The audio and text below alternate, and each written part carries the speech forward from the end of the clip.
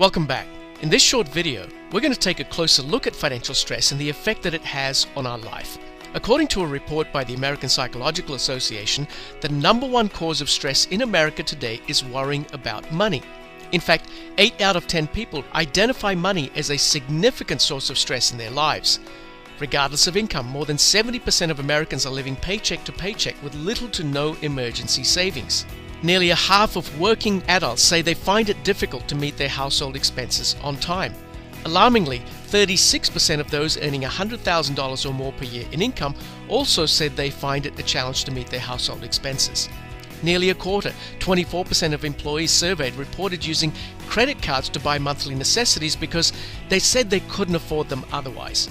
And that number jumps to 34% for those earning $100,000 or more per year in income.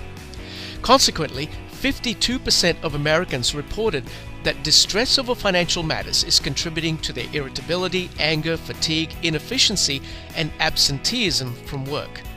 And a full 92% of employees are so financially distressed that they have trouble sleeping.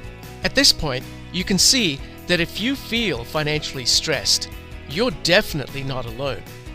Not surprisingly, financial stress is having a significant and detrimental impact on job performance in every workplace, with studies showing that 48% of employees admit handling personal finances during work hours. What researchers also discovered was that financially distressed employees spend an average of 20 hours a month dealing with personal financial issues whilst at work.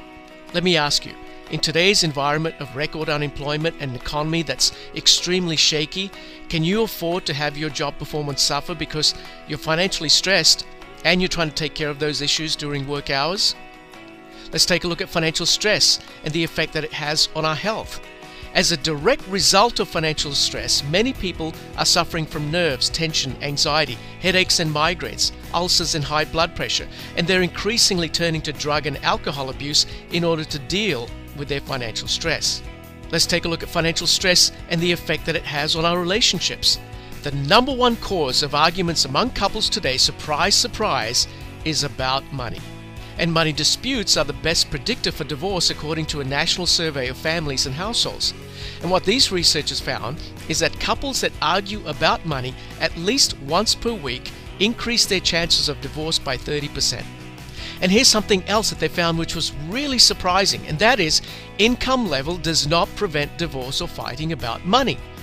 And nearly half, or 48%, of currently separated or divorced couples wish they had spent time discussing finances before getting married.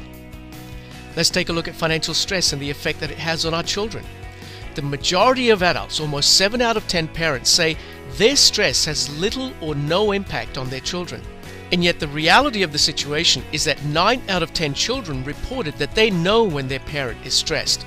Consequently, children who reported that their parents are stressed are more likely to be stressed themselves. 17% compared to only 2% who say that their parents are never stressed.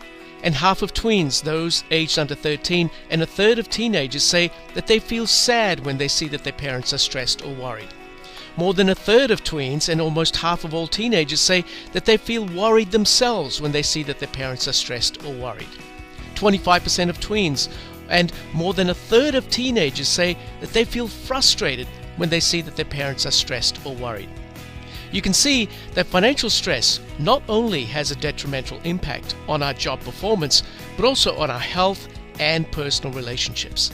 In the third and last video in this series, we're going to focus on what the latest research says we need to do in order to take back control of our finances and debt.